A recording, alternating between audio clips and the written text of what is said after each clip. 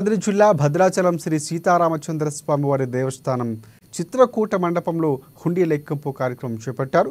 ప్రధాన ఆలయంలోని హుండీల్లో 41 రోజుల పాటు ఆదాయం ₹1,68,00,000 ₹54,129 ఆదాయం వచ్చిందని ఆలయ అధికారులు తెలిపారు. ఇక రామాలయానికి ఆదాయం ఒకంత గణనీయంగా పెరిగిందని చెప్పారు. వేసవి సెలవులతో పాటు హనుమాన్ జయంతితో పలు ఉత్సవాలకు అధిక సంఖ్యలో భక్తులు రామాయణను దర్శించుకొని కానుకలు మొక్కులు చెల్లించుకున్నారని ఆలయ అధికారులు వివరించారు.